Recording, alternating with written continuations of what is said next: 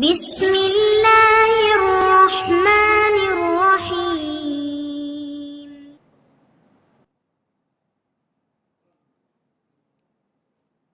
அஸ்ஸலாமு அலைக்கும் வரஹ்மத்துல்லாஹி வபரகாத்துஹு.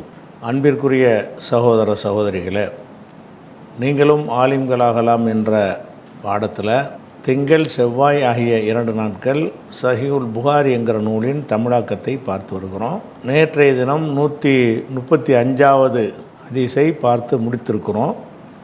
இன்றைக்கு 136வது ஹதீஸை பார்க்க இருக்கிறோம். அதுக்கு ஒரு பாடத்தலைப்பு கொண்டு வந்திருக்கிறார். இந்த பாடத்தலைப்பை விளக்குறதுக்கு முன்னாடி அதில் ஒரு அரிதான ஒரு சொல் பயன்படுத்தியிருக்கிற காரணத்தினால அது குறித்து நம்ம விளங்கிவிட்டு அதை வாசித்தால் தெளிவு கூடுதலாக கிடைக்கும். அதாவது இந்த குதிரை இருக்கு பாருங்க, குதிரைகளில் விலை மதிப்புள்ள குதிரை பஞ்ச கல்யாணி குதிரைன்னு சொல்லுவாங்க. கல்யாணின்னா அழகுன்ற அர்த்தம். பஞ்ச கல்யாணி என்றால் 5 அழகு, பாஞ்சிலேருந்து உள்ளது. பஞ்ச பாண்டவர்கள், 5 பாண்டவர்கள், பஞ்சபூதங்கள் அப்படின்லாம் சொல்கிறாங்கல்ல, பஞ்சமா பாதகங்கள். பஞ்சங்கிறது 5ன்ற அர்த்தம். பஞ்ச கல்யாணின்னா 5 அழகுன்ற அர்த்தம். குதிரைகளில் முகம் மட்டும் நல்ல வெள்ளையாக இருக்கும், 4 கால்களும் வெள்ளையாக இருக்கும். 5 அழகை தான். முகமும் 4 கால்களும் வெள்ளை வெள்ளையர்ந்து இருந்துச்சுன்னு மற்றெல்லாம் கருப்பாக இருக்கும். ஒரு குதிரை இருக்குன்னு வைங்க, அந்த மாதிரி ஒரு டிசைன் ரொம்ப விரும்பி வாங்குவாங்க. எல்லாருக்கும் பிடிக்கும், ஒரு அந்தஸ்தாக கருதப்படும். அந்த குதிரைக்கு பேர் அரிதாக அந்த மாதிரி குதிரைகள் கிடைக்கும். அந்த குதிரைக்கு பஞ்ச கல்யாணிம்பாங்க. பஞ்ச கல்யாணி என்றால் முகமும் கால்களும் வெள்ளையாக இருக்கக்கூடிய குதிரை. அதாவது முகமும் வெள்ளையாக இருக்கும், கால்களும் என்ன செய்யும், வெள்ளையாக இருக்கும். மற்ற உறுப்புகள் எல்லாம் வேறு வேறு கலரில், ப்ரௌன்லேயோ கருப்புலையோ வேறு ஏதோ ஒரு கலரில் இருக்குன்னு வைங்களேன். அப்படி இருந்தால் அந்த குதிரைக்கு பேர் என்ன செய்கிறது, பஞ்ச கல்யாணி குதிரைன்னு சொல்லுவாங்க. இப்போ நம்ம ஒழு செய்கிறோம்ல, ஒழு செய்யும் பொழுது முகத்தை கழுவுறோம், கையை கழுவுறோம், கால்களை கழுவுறோம். இதன் காரணமாக இந்த 5 இடமாச்சு. அதுக்கு 4 கால், நமக்கு 2 கை 2 கால். இந்த 5 இடத்துலையும் நம்ம அடிக்கடி ஒழு செய்கிற காரணத்தினால மறுமையில் நம்ம 5 இடத்துலையும் பிரகாசிக்குமா, முகம் பளிச்சுண்டு பிரகாசி. பஞ்சகல்யாணி குதிரை மாதிரி இருப்போமா நம்ம.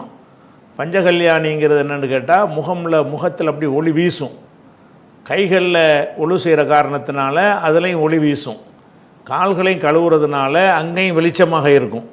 அந்த மாதிரி மறுமையில் நம்ம எழுப்பப்படுவோம் அப்படின்னு ரசூலுல்லாஹ் சொல்லும் பொழுது அந்த பஞ்சகல்யாணி போல எழுப்பப்படுவீர்கள்னு சொல்கிறாங்க. பஞ்சகல்யாணி குதிரையை போல எழுப்பப்படுவீர்கள்னா அதுக்கு என்ன அர்த்தம்னு சொன்னால், முகமும் 2 கைகளும் 2 கால்களும் எங்கெல்லாம் ஒழு செய்கிறோமோ அந்த பகுதி பளிச்சென்று பிரகாசிக்கக்கூடிய வகையில் நம்ம இருப்போம் அப்படின்னு சொல்லி ரசூல் ஸல்லல்லாஹு அலைஹி வஸல்லம். மறுமை இப்போ ஒன்றும் தெரியாது. ஒழு செஞ்சவங்க மூஞ்சியும் ஒழு செய்யாத மூஞ்சியும் ஒரே மாதிரி தான் இங்கே இருக்கும். அல்லாஹ் அந்த ஒழு செஞ்சவங்களுக்கு ஒரு தனி கிரேடு கொடுப்பதற்காக வேண்டி மறுமையில் என்ன செய்கிறான், அவங்களுக்கு ஒரு 5 ஒரு அழகான முறையில் ஒரு அமைத்து வைக்கிறான். அதை சொல்கிறதுக்கு அரபில் என்ன செய்வாங்கன்னு கேட்டால், முகம் வெள்ளையாக இருக்குல்ல, முகம் வெள்ளைக்கு உர்ரத்தும்பாங்க. கைனு ரா அந்த குண்டுத்தே உர்ரத்து என்றால் முகவெண்மைன்னு அர்த்தம். அதே மாதிரி காலு வெண்மைக்கு தஹஜீல்மாங்க. தஹஜீல்னு சொன்னால் 4 காலும் வெள்ளையாக இருக்கிறது. அப்போ 4 காலும் வெள்ளையாக இருக்கிறத அரபியில் தஹஜீல்மாங்க. முகம் வெள்ளையாக இருக்கிறத உர்ரத்துன்னு சொல்லுவாங்க. அப்போ உர்ரத்து தஹஜீல். அந்த குதிரைக்கு என்ன சொல்லுவாங்கன்னா அல் உர்ருல் முஹஜ்ஜல்.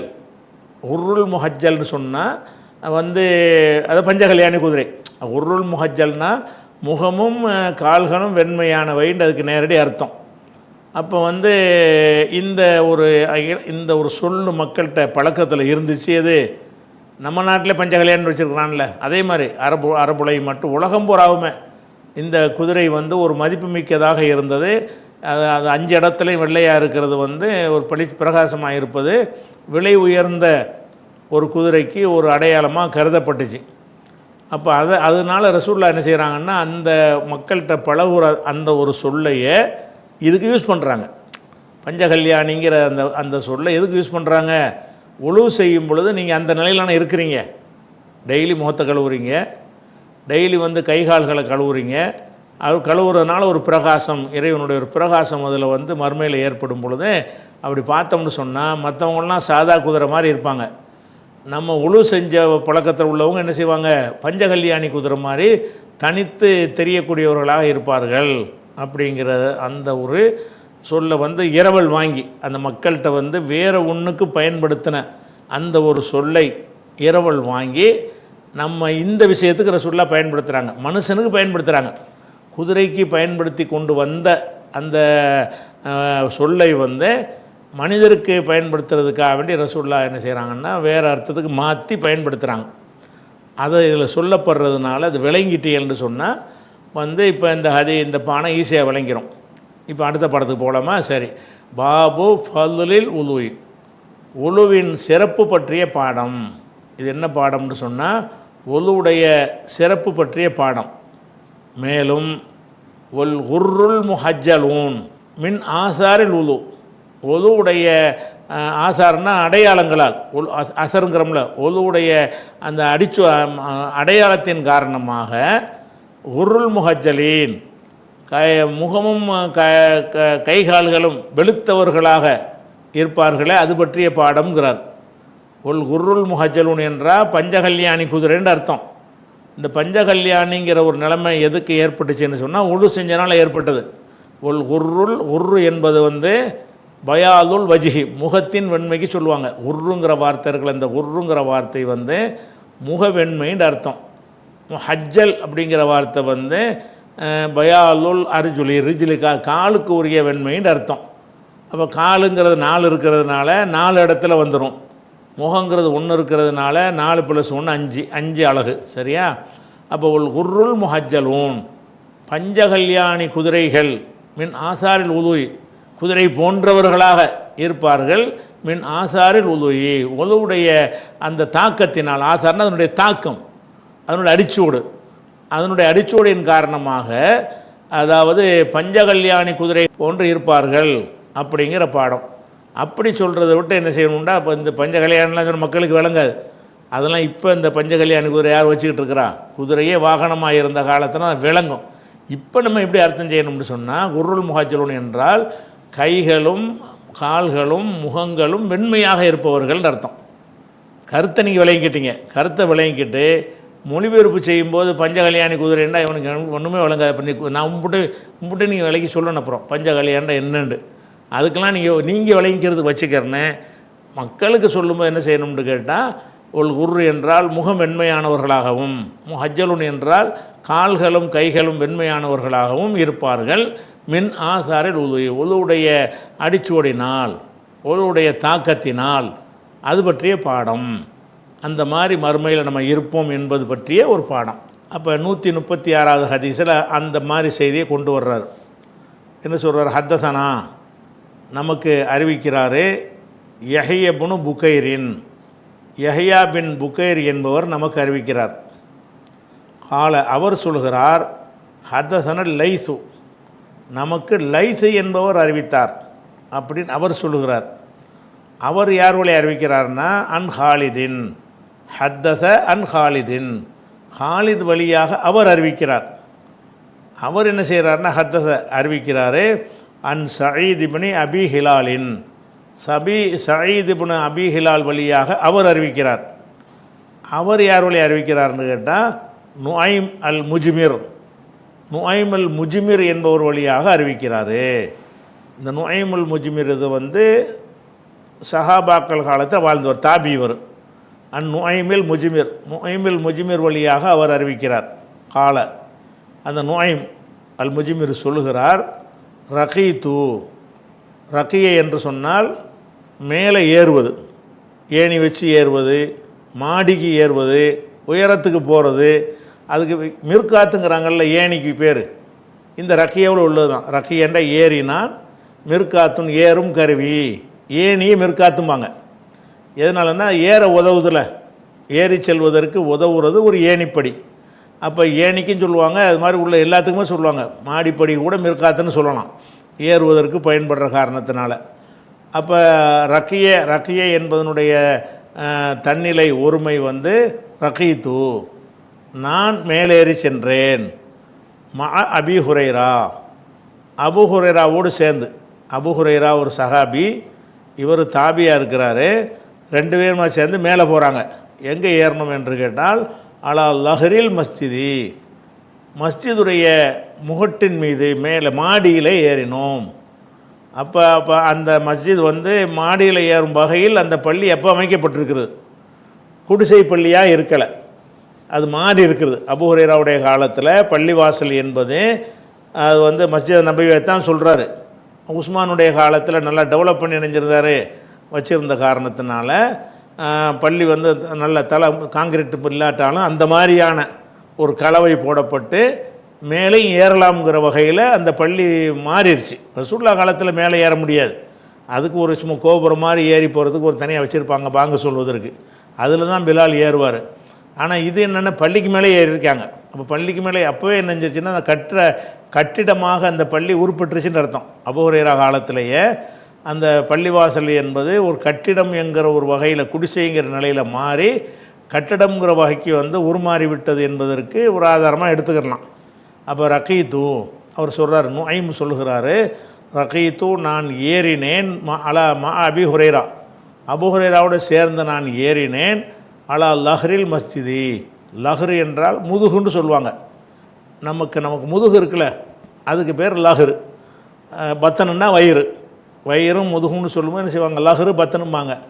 அப்போ லஹ்ருங்கிறதுக்கு முதுகுன்னு அர்த்தம் இருந்தாலும் மஸ்ஜிதுக்கு முதுகாக இருக்கு, மஸ்ஜிதுலேயே மேலேன்ற அர்த்தம். மஸ்ஜிதில் குப்பரை கிடக்கிற மாதிரியும் அதுக்கு மேலே உள்ளதை லஹ்ருன்றுவாங்க, மாடின்னு அர்த்தம். அலா லஹ்ரில் மஸ்ஜிதி, மஸ்ஜிதுடைய மாடியின் மீது நாங்கள் ஏறினோம். நானும் ஏறினேன், அபூ ஹுரைராவும் ஏறினோம். மேலே ஏறிட்டோம், மொட்டை மாடி மாதிரி இருக்குது, மொட்டை மாடிக்கு ஏறிட்டோம். ஏறி வல்ல அவர் ஒழு செஞ்சார். அபூ ஹுரைரா ஒழு செய்கிறார். அப்போ ரசூலுல்லாஹ் காலத்தில் ஒழு செய்கிறது ஒரு தொட்டி மாதிரி வச்சு அது தரையில் தான் இருக்கும். இவருடைய காலத்தில் என்ன மாற்றம் ஏற்பட்டிருக்குன்னு கேட்டால், ஒழு செய்கிறதுக்கான தண்ணியெல்லாம் மாடியில் வச்சுருந்துருக்காங்க, அங்கே ஒழு செய்வாங்க. அப்போ ஒழு செய்கிறதுக்கு மேலே ஏறுறாரு. மேலே ஏறி ஏன் ஒழு செய்கிறாங்கன்னு கேட்டால் அந்த ஏற்பாடு அங்கே இருந்திருக்குன்னு அர்த்தம். அப்போ லஹரில் மஸ்ஜிதி, மஸ்ஜிதுடைய மேலே நாங்கள் ஏறினோம். ஃபத்தவல்லாவுடைய ஃபாயில் அபூ ஹுரைரா, அபூ ஹுரைரா ஒழு செஞ்சார். ஒழு செய்துவிட்டு ஃபகால அவர் சொன்னார், இன்னி சமயத்து ரசூலுல்லாஹி ஸல்லல்லாஹு அலைஹி வஸல்லம் யக்கூல், நபி ஸல்லல்லாஹு அலைஹி வஸல்லம் கூற நான் கேட்டிருக்கிறேன். என்ன கேட்டிருக்கிறேன்னு கேட்டால், இன்ன உம்மத்தி, என்னுடைய சமுதாயம், யுதுஅவுன அழைக்கப்படுவார்கள், யௌமுல் கியாமத்தி கியாம நாளில் அழைக்கப்படுவார்கள், உர்ரம் ஹஜ்ஜலீன், உர்ரம் ஹஜ்ஜலீன் என்று அழைக்கப்படுவார்கள், பஞ்ச கல்யாணிகளே என்று அழைக்கப்படுவார்கள், 5 அழகு பெற்றவர்களே என்று அழைக்கப்படுவார்கள், அல்லது முகமும் கைகால்களும் வெண்மையானவர்களே என்று எல்லாம் என்ன கருத்தம்னா வச்சுக்கலாம். உர்ரம் முஹஜ்ஜலின்ங்கிறதுக்கு அந்த சொல் எதுக்கு பயன்படுத்தப்பட்டுச்சு அந்த அர்த்தத்தை கூட சொல்லிட்டு போங்க, அல்ல அதிலிருந்து என்ன கருத்தை சொல்கிறதுக்கு பயன்படுத்தினாங்களோ அதை கூட சொல்லிட்டு போங்க. அதான் உர்ரம் முஹஜ்ஜலின்னு சொன்னால் கியாம நாளில் கூப்பிடுவானா உர்ரம் முஹஜ்ஜலின்களே, அதாவது முகம் வெண்மையாகவும் கைகால்கள் வெண்மையாகவும் இருப்பவர்களே என்று அழைக்கப்படுவார்கள். எதனால் இப்படி அந்த மாதிரி அழைக்கப்படுறாங்கன்னு கேட்டால், மின் ஆசாரில் உலுயி, ஒலுவுடைய அந்த அடிச்சுவட்டின் காரணமாக, தாக்கத்தினால், ஒலு செஞ்ச அசர் இருக்குல்ல அதன் காரணத்தினால உர்ரம் முஹஜ்ஜலின் என்று என்னுடைய உம்மத்தினர்கள் கியாம நாளில் அழைக்கப்படுவார்கள் என்று ரசூலுல்லாஹ் சொல்ல கேட்டிருக்கிறேன். அப்போ இன்ன உம்மத்தி, என்னுடைய சமுதாயம், யுதுஅவுன யௌமுல் கியாமத்தி கியாம நாளில் அழைக்கப்படுவார்கள், உர்ரன் முகம் வெண்மையானவர்களா என்றும், முஹஜ்ஜலீன் கைகால்கள் வெண்மையானவர்கள் என்றும் அழைக்கப்படுவார்கள் அப்படின்னு கருத்து கொடுத்துடலாம். அல்லது 5 அழகு பெற்றவர்களே அல்லது பஞ்ச கல்யாணிகளே என்று எல்லாமே அந்த கருத்து தான், அழைக்கப்படுவார்கள் என்று அபூ ஹுரைரா சொல்லிட்டார். சொல்லிட்டு மேலும் சொல்லுகிறாரு, ஃபமன் இஸ்ததா மின்கும், உங்களில் யாருக்கு இயல்கிறதோ, இஸ்ததான்னா இயல்வது சக்தி, ஃபமன் இஸ்ததா மின்கும், உங்களில் யாருக்கு இயல்கிறதோ, யுத்தியில குர்ரத்தகு, அவருடைய அந்த வெண்மையை அதிகப்படுத்த யாருக்கு சக்தி இருக்கிறதோ, ஃபல் அவர் செய்து கொள்ளட்டும் அப்படி என்று வருது. அதாவது இந்த மாதிரி நம்ம பஞ்ச கல்யாணின்னு அழைக்கப்பட போகிறோம், அதனால் நம்ம என்ன செய்வோம்னு கேட்டால் நல்ல வெள்ளை அதிகப்படுத்திக்கிறோம். அதிகப்படுத்தினா என்னது, முகத்தை கழுவுறோங்கிற பேரில் எங்கிட்ட உலகத்து கழுத்து வரைக்கும் போட்டு கழுவுறது போல இருக்குது. கை காலை இது வரைக்கும் கழுவாமல் இது வரைக்கும் போட்டு கழுவுறது, இது வரைக்கும் கழுவுறதுக்கு பதிலாக இது வரைக்கும் கழுவுறது. இந்த மாதிரி செய்வதன் மூலமாக நீங்கள் அதிகமாக்கிக்கிறங்க. இவ்வளோ ஒரு சிறப்பு இருக்கிற காரணத்தினால யாருக்கு சக்தி இருக்கிறதோ அவர்கள் அதை நீட்டி கொள்ளட்டும் அப்படின்ட்டு அவர் சொல்கிறார். ஃபமனிஸ்தா மின்கும் ஐயுத்தியில, அத்தாலை என்றால் நீட்டுவது, தூள் என்றால் நீளம், அஃபாலன்னு மாற்றி அத்தாலன்னு சொன்னால் நீளமாக ஆக்கினான், நீட்டி கொண்டான். உர்ரத்தகு, அவனுடைய கைகாலையும் சேர்த்து தான் அவர் சொல்கிறார். உர்ரத்தகுன்னா முகவெண்மைக்கு தான் சொல்லுவாங்க, ஆனால் அவர் கைகாலை உள்ளடக்கும் விதமாக தான் சொல்கிறார். யுத்தியில் உர்ரத்தகு, அவனுடைய வெண்மையை யார் அதிகப்படுத்தி கொள்ள நாடுகிறானோ ஃபல் எஃபல், அவன் செய்து கொள்ளட்டும். இந்த அளவு தான் செய்யணும்னு நிற்காதீங்க, நல்லா கூடுதலாகவே செய்யுங்க, அது ஒரு சிறப்பு இருக்குதுன்னு சொல்லி வருது. இந்த சிகப்பு கலரில் நான் கொடுத்துருக்கக்கூடிய இந்த வாசகம் என்ன மாதிரின்னா, அது ரசூல்லா சொன்ன மாதிரி தொடரலான்னு சொல்கிறார். ரசூல்லா சொல்ல கேட்டேங்கிறார்.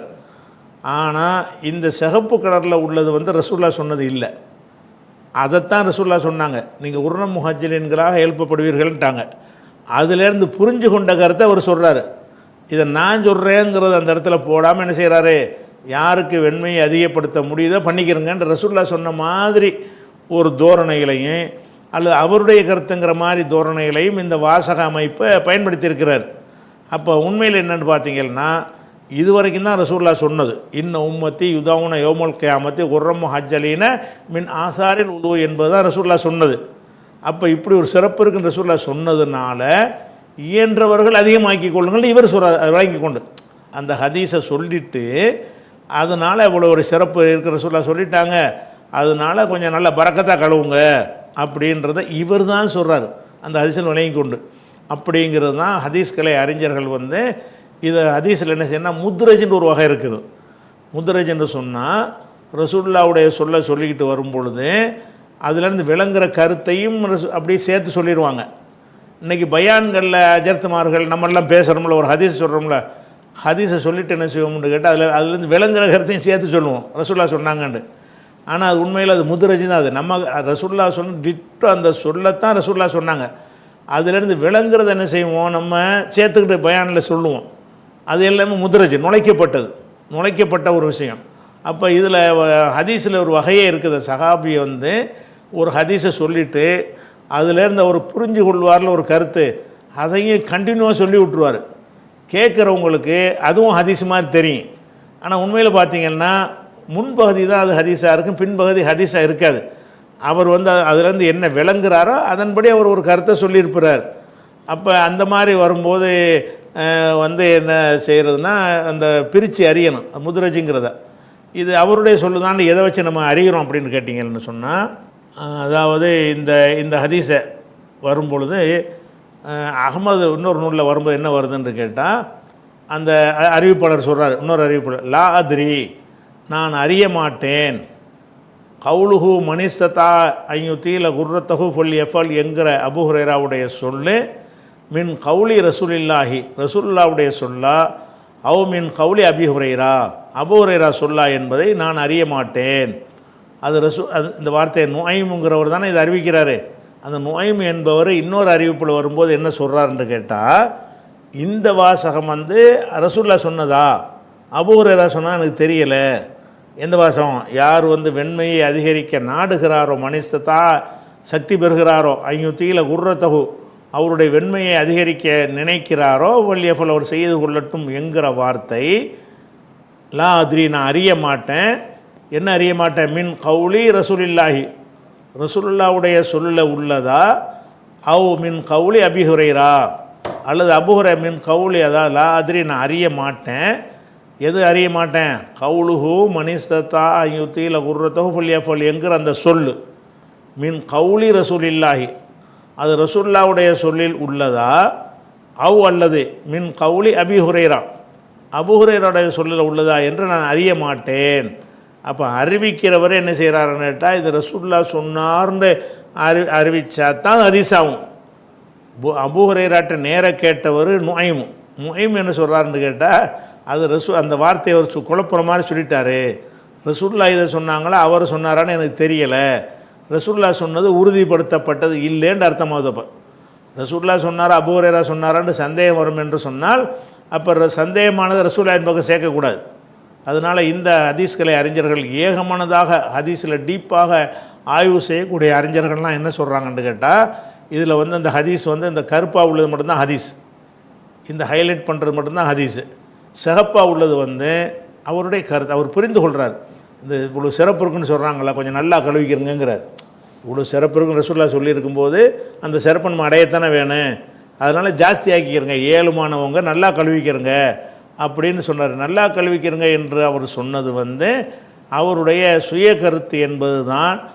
ஏகமனதான ஹதீஸ் கலையில் நுணுக்கமான அறிஞர்கள், மேலோட்டமாக பார்க்குறவங்களுக்கு சொல்ல மாட்டாங்க, நுணுக்கமான பார்க்குறவங்க அந்த ஹதீஸை வந்து வகைப்படுத்தி பிரித்து அறிவாங்கள்ல, அதில் முதுரஜில் வந்து இதை சேர்த்துருப்பாங்க. முதுரஜான ஹதீஸ்களுக்கு உதாரணம் காட்டும் போதே இதை ஒரு உதாரணமாக காட்டுவாங்க. இந்த பாருங்கள், முதுரஜ்னா என்னன்னு கேட்டால் ரசூலுல்லாஹ் சொன்னதை சொல்லிவிட்டு அதிலேருந்து விளங்குகிற கருத்தையும் சேர்த்து சொல்லிடுவார். அது ரசூலுல்லாஹ் சொன்ன மாதிரி தோற்றத்தை தந்துவிடும். நுணுக்கமாக கவனிக்கும் பொழுது அது ரசூலுல்லாஹ் சொன்னது இல்லை, சொன்ன வாசகத்திலேருந்து விளங்குனதை அவர் சொல்லுகிறாரு அப்படின்னு சொல்லுவாங்க. அதுக்கு என்ன செய்யணும்னா ஊகம் அப்படி சொல்லிடக்கூடாது, இந்த மாதிரி ப்ரூஃப் இருக்கணும். அவர்கிட்ட கேட்ட அறிவிப்பாளர் என்ன செய்கிறாரு, ரசூலுல்லாஹ் சொன்னாங்கங்கிற ஸ்டைலில் அவர் சொல்லலை, அது எனக்கே டவுட்டாக இருக்குது அப்படின்னு கேட்டவரே சொல்லிடுறாரு பாருங்க. அதை வச்சுக்கிட்டு என்ன செய்வாங்கன்னா அதை கண்டுபிடிப்பாங்க. அதனால் முகத்தை கழுவும் நல்லா கையை இது வரைக்கும் கழுவணும்னு சொல்கிறாங்கல்ல, அது வந்து ஆதாரபூர்வமானது கிடையாது. முழங்கை வரைக்கும் நல்லா சொல்கிறான்னு அவ்வளோதான் கழுவணும், அதுக்கு மேலே முட்டு வரைக்கும் கழுவுறது தான் சிறப்பு. சிறப்புங்கிறது வந்து ஒரு அளவு மார்க்கத்தை சொல்லியிருக்குமோ நம்ம என்ன நீட்டுறது. அல்லாஹ் வந்து அபூ ஹுரைராவோட இந்த கருத்து ஏற்கத்தக்க கருத்து கிடையாது. ஏன் கிடையாதுங்கிறோம்னு கேட்டால், அல்லாஹ் முழங்கை வரைன்னு லிமிட்டை சொல்லிவிட்டான். எங்கிட்ட வேணாலும் எவ்வளோ நாளும் பண்ணணும்னா லிமிட்டு சொல்லாமல் விட்டுருப்பான்ல. முழங்கை வரைன்னு இருக்கும்போது மறையை இஷ்டத்துக்கு போட்டு நீட்டுறீங்க, ஒழுங்குற பேரில் நீட்டுறீங்க, சும்மா கழுவிட்டு போங்க, எந்த வேணாலும் கழுவிட்டு போங்க. ஒழுங்குற பேரில் செய்கிறதா இருந்தால் அல்லாஹ்வோ ரசூலுல்லாஹ் அதுக்கு வந்து நிர்ணயித்து சொன்னால் தான் சொல்லணும். அபூ ஹுரைராவுடைய விளக்கம் வந்து அவருடைய சொந்த கருத்து, அது ஏற்புடைய கருத்தும் இல்லை, அதை விளங்கிக்கிறோம். அடுத்து வந்து அடுத்த பாடம் 137வது ஹதீஸு. அதுக்குரிய ஒரு பாடம், என்ன பாடம் போடுறாருன்னா, பாபு மன் லா எத்தவல்லவு மின ஷக்கி ஹத்தா எஸ்தைக்கின. இதில் வந்து ஒரு சொல்லுடைய அர்த்தத்தை தெரிஞ்சுக்கிறோம். இந்த எஸ்தைக்கினங்கிற வார்த்தை இருக்குல்ல, எஸ்தைக்கினங்கிறது வந்து யக்கீன்னு சொல்கிறோம்ல, யக்கீன் என்றால் உறுதி, யக்கீன் வேணும்னு பேசுகிறாங்கல்ல, அந்த யக்கீன்ங்கிற வார்த்தையில் இருந்து இஸ்தஃபால எடுத்தாங்கன்னு சொன்னால் இஸ்தைகன உறுதியாக நம்பினான். இஸ்தைகன என்று சொன்னால் கன்ஃபார்மாக நம்பணும் ஒரு விஷயத்தை, இப்படி இருந்தாலும் இருக்குமோ வந்தாலும் வந்திருக்குமோ, அதுக்கு பேர் யக்கீன் கிடையாது, அது வந்து ஷக்கு. அதாவது நம்முடைய புரிதல் வந்து ரெண்டு வகையாக பிரிக்கிறாங்க. ஒன்று வந்து ஷக்கு, இன்னொன்று யக்கீன். ஷக்குன்னா என்னென்னு கேட்டால், ஒரு விஷயத்தை வச்சு அநேகமாக இவன் தான் எடுத்திருப்பானோ அப்படின்னு விளங்குறதுக்கு பேர் ஷக்கு. அவன் எடுக்கிறது கண்ணால் நீங்கள் பார்த்துட்டீங்க, அது யக்கீன். அதாவது இந்த பொருள் நாங்கள் வச்சுருக்கிறேன், வந்து பார்க்குறேன் காணாம், அப்போ இடையில வந்து அவன் தான் எடுத்திருப்பான் அப்படின்னு நான் சொல்கிறேன்ல, அவன் எடுத்ததை நான் பார்த்துட்டு சொல்கிறதில்ல, ஊகமாக சொல்கிறது, அது ஷக்கு தான். நீங்கள் கூட வைக்காமல் கூட நீங்கள் கூட தப்பாக கூட வச்சா நினச்சிருக்கலாம், அவன் தான் எடுத்தான் என்று அடித்து சொல்ல இயலாது. அந்த மாதிரி ஒரு விஷயத்தை சொல்வதற்கு பேர் என்ன செய்வாங்கன்னா ஷக்கும்பாங்க. யக்கீன் என்ன அர்த்தம், நான் உட்காந்துருக்கிறேன், வர்றான், அவன் தான் எடுக்கிறான், என் கண்ணால் நான் பார்க்குறேன், அப்போ நான் இவன் தான் எடுத்தாங்கிறேன், அது யக்கீன். யக்கீன் என்பது கன்ஃபார்மாக உறுதி செய்யப்பட்ட ஒரு விஷயத்தை நம்புறதுக்கு பேர் யக்கீன்பாங்க. ஒரு ஊகமாக நம்புறதுக்கு பேர் ஷக்கும்பாங்க. அது அப்படி இருக்கவும் செய்யலாம், இல்லாமலும் போயிடலாம். ஆனால் யக்கீன் என்பதில் வந்து மாறாது. இவன் தான் எடுத்தான்டா, இவன் தான் எடுத்தான், ஏன்ப்பா சொல்கிறேன், நான் தான் பார்த்தேன்னு எடுக்கும்போது அப்படிங்கிற மாதிரி ஒரு விஷயம். அப்போ அந்த அந்த வார்த்தை தான் யக்கீன்கிறது. அதிலேருந்து இஸ்தஃபாலன்னு மாற்றினாங்கன்னா இஸ்தைகன, யக்கீன் கொண்டான், உறுதி கொண்டான், உறுதியாக அறிந்தான் அப்படின்னு அர்த்தம். அது வருங்காலமாக்குனா எஸ்தைகினும், உறுதியாக அறிவான் அப்படிங்கிற அர்த்தம். இப்போ நம்ம வந்து ஒழு செஞ்சிட்டோமா, ஒழு செஞ்ச உடனே நமக்கு வந்து ஒழு நீங்கின மாதிரி ஒரு ஃபீலிங் வருது. ஃபீலிங் வருது ஷக்கு. இது ஃபீலிங் என்ன வருது, ஒரு காற்று வெளிப்பட்ட மாதிரி தெரியுது, ஆனால் காற்றுலாம் வெளிப்படலை, ஆனால் உள்ளுக்குள்ளே கட்டப்படான்னு இருக்குது, அது காற்று பிரிஞ்ச மாதிரி நமக்கு ஒரு ஃபீலிங் வருது. இதுக்காக வேண்டி மறுபடியும் ஒழு செய்யணுமா என்று கேட்டால் ஷக்குக்கெல்லாம் செய்ய தேவையில்லை. கன்ஃபார்மாக ஒழு போச்சுன்னு தெரிஞ்சால் தான் நீங்கள் திரும்பி ஒழு செய்யணுமே தவிர ஒழு போயிருக்குமோ அது வஸ்வாஸ் அதுக்கு பேர். அந்த மாதிரி உள்ளதுக்கு முக்கியத்துவம் கொடுக்கக்கூடாது. அதை சொல்கிறதுக்குரிய பாடத்தை தான் கொண்டு வந்திருக்கிறார். எப்படி கொண்டு வர்றாரு? பாபு மன்லா எத்தவல்ல ஒழு செய்ய மாட்டான் மின ஷக்கி, சந்தேகத்தின் காரணமாக ஒழு செய்ய மாட்டான், ஹத்தா எஸ்தேக்கின அவன் உறுதி கொள்ளும் வரை என்பது பற்றிய பாடம். ஒருத்தனை பற்றி சொல்கிறார். ஒருத்தன் சந்தேகத்தின் காரணமாக ஒழு செய்ய மாட்டான். அது இப்படி தலைப்பு இப்படி போடவே கூடாது, ஒழு செய்தல்னு போடணும். பாபு தவல்லுய் மின ஷக்கி. அப்போ ஷக்குக்காக ஒழு செய்தல் அப்படின்னு தான் பாடம் போடணுமே தவிர ஆளை வச்சு பாடமாக போடக்கூடாது. இவர் ஆளையே பாடமாக்குறாரு. எப்படி? பாபு மன்லா எத்தவல்ல ஒழு செய்ய மாட்டானே அவனை பற்றிய பாடம். அவனை பற்றிய பாடமா ஒழு செய்வதை பற்றிய பாடமா? ஆளை பற்றின பாடம் கிடையாது. இவர் அந்த அந்த அந்த அதை சரியான முறையில் லாங்குவேஜை பயன்படுத்தலை. பாபு மல்லா எத்தவல்லவு ஒழு செய்யாமல் இருப்பானே அவனை பற்றிய பாடம். எதற்காக ஒழு செய்யாமல் இருப்பான்? மின ஷக்கி, சந்தேகத்திற்காக ஒழு செய்யாமல் இருப்பான். ஹத்தா எஸ்தேக்கின அவனுக்கு உறுதி வர்ற வரைக்கும் ஒழு செய்யாமல் இருப்பவனை பற்றிய பாடம்னு போடுறாரு. இதை அந்த மன்லாயத்தை வல்ல ஒன்று போடாமல் அதை மஸ்தரா போட்டு பாபு தவல்லுய் ஒழு செய்தல் மின ஷக்கி, சந்தேகத்துக்கு ஒழு செய்தல் பற்றிய பாடம்னு போட்டிருந்தா தான் அது எந்த மொழிக்கும் அது பொருத்தமாக இருக்கும். இந்த மாதிரி ஒரு பாடம் எந்த மொழியிலும் ஏற்றுக்கிற மாட்டாங்க, அரபி மொழி உள்பட. இவர் கொஞ்சம் அரபியாக நம்மளை மாதிரி ஒரு அஜமி தான், அவர் அஜமியாக இருந்து கொஞ்சம் அரபி கற்றுக்கொண்டவர். அதனால் அவர் என்ன செய்கிறாருன்னு கேட்டால் இந்த மாதிரி ஸ்டைலில் அவர் தலைப்பை போட்டிருக்கிறார். இப்படி போடுறது சரியான ஒரு லாங்குவேஜ் கிடையாது, இருந்தாலும் போட்டிருக்கிறார். பாபு மல்லா எத்தவல்லோ மின ஷக்கி, சந்தேகத்தின் காரணமாக ஒழு செய்யாமல் இருப்பவனை பற்றிய பாடம். அத்தா எஸ்தேக்கின அவன் உறுதி கொள்ளும் வரை அப்படின்னு போட்டார். இது விளங்காட்டி இந்த ஹதீஸில் விளங்கிறோம். ஹதீஸில் என்ன வருது? 137வது ஹதீஸில் வருது. ஹத்தசனா அலியுன், அலி என்பவர் நமக்கு சொன்னார்.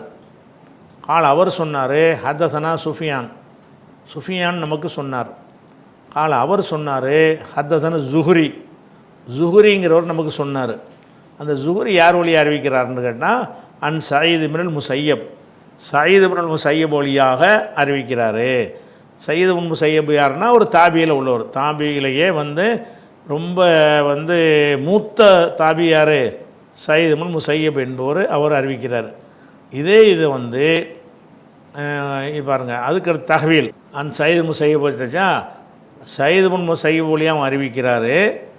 இந்த சயீத் இப்னுல் முஸையபுக்கு பதிலாக அப்பாத் இப்னு தமீம் வழியாகவும் ஜுஹுரி அறிவிக்கிறார். இந்த ஜுஹுரிங்கிற ஒரு ஆள் அவர் 2 ஆள் வழியாக அறிவிக்கிறார்.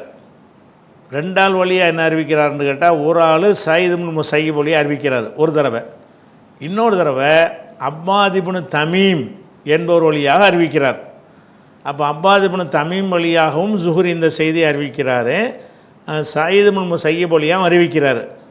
அவர் யார் வழியாக அறிவிக்கிறார்னு கேட்டால் நம்மிஹி அவருடைய சிறிய தந்தை வழியாக அறிவிக்கிறார். அப்போ அப்பாத் இப்னு தமீம் என்பவர் அவருடைய சிறிய தந்தை வழியாக அறிவிக்கிறார். சயீத் இப்னுல் முஸையப் என்பவரும் அந்த அப்பாத் இப்னு தமீமுடைய சிறிய தந்தை வழியாக தான் அறிவிக்கிறார். ஆனால் இந்த அப்பாதுங்கிற ஆள் இருக்கார் இல்லையா, இந்த அப்பாதுங்கிற ஆளும் இந்த செய்தியை ஜுஹுரிக்கு சொல்லியிருக்கிறார், சயீத் இப்னு முஸையப்பும் சொல்லியிருக்கிறார்.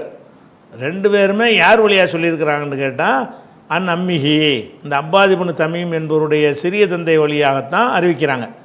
அதனால இந்த ஹே போட்டிருக்கார். ஹே போட்டால் என்ன அர்த்தம்? தகவல் ஹேன்னு போட்டிருந்தாருன்னு சொன்னால், ஹதீஸுக்கு இடையில் ஒரு ஹே போட்டார்னு சொன்னால் இன்னும் ஒரு சனது இருக்குதுன்றது அடையாளம். அப்போ சயீத் முஸையப் வழியாகவும் இந்த செய்தி வந்திருக்கிறது.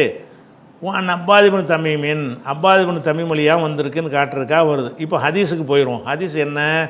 அன்னஹு இந்த அப்பாத் இப்னு தமீம் என்பவருடைய சிறிய தந்தை என்பவர் ஷகா முறையிட்டார். ஷக்கான்னு சொன்னால் ஒரு முறைப்பாடு செய்வது, முறையிட்டார். இலா ரசூலில்லாஹி ஸல்லல்லாஹு அலைஹி வஸல்லம், ரசூலுல்லாஹ்விடத்தில் ஒரு முறையிடுறார். என்ன முறையிடுறார்? யாரை பற்றி முறையிடுறாருன்னு கேட்டால், அர்ரஜுல் ஒரு மனிதன், அல்லது யுஹையலு இலைஹி அவனுக்கு கற்பனையில் ஹையலன்னா கற்பனையில் தோன்றுகிறது, கன்ஃபார்மாக தோன்றலை, கற்பனையாக தோன்றுகிறது. அன்னஹு எஜிது ஷைய எதையோ உணர்கிறான், ஃபிசலாத்தி தொழுகையில் இருக்கும் பொழுது எதையோ உணர்கிறான் என்று அவருக்கு ஒரு சந்தேகம் வருது. அப்படிப்பட்டவர் என்ன செய்யணும்னு கேட்குறார்.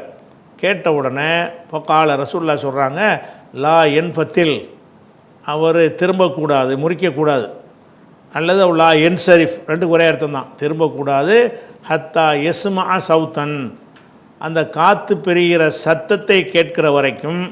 அவ் எஜித ரீஹன், அந்த காற்று பெறுதலுடைய வாசம் இருக்குல்ல, அந்த வாசம் துர்வாடையை உணர்கிற வரைக்கும் தொழுகையை முறிக்க தேவையில்லை. ரசூலுல்லாஹ்ட்ட ஒரு மனிதர் கேட்குறாரு, தொழுதுட்டு இருக்கும்போது ஒரு மனுஷனுக்கு ஒரு விதமான ஃபீலிங் வருகிறது. என்ன ஃபீலிங்கு? காற்று பிரிந்து விட்டதோ என்று ஃபீலிங் வருகிறது. இப்போ என்ன செய்யணும்னு கேட்குறாரு. அதுக்கெல்லாம் நீ தொழுகை முறிக்க வேணாம், கன்ஃபார்மாக சத்தம் வந்துச்சா முறிச்சுன்னு போய் ஒழு செய், அல்லது நாற்றம் வருதா ஒழு செய், அப்படி வந்திருக்குமோ அப்படிங்கிற ஒரு சந்தேகம் வந்துச்சுன்னு சொன்னால் அதுக்கு எந்த முக்கியத்துவம் கொடுக்காத என்று ரசூலுல்லாஹ் சொன்னாங்க. அப்படிங்கிறது இதுக்கு அடுத்த விஷயத்தை இன்ஷா அல்லாஹ் நம்ம என்ன செய்வோம், நம்ம அடுத்த வாரங்களில் பார்ப்போம்.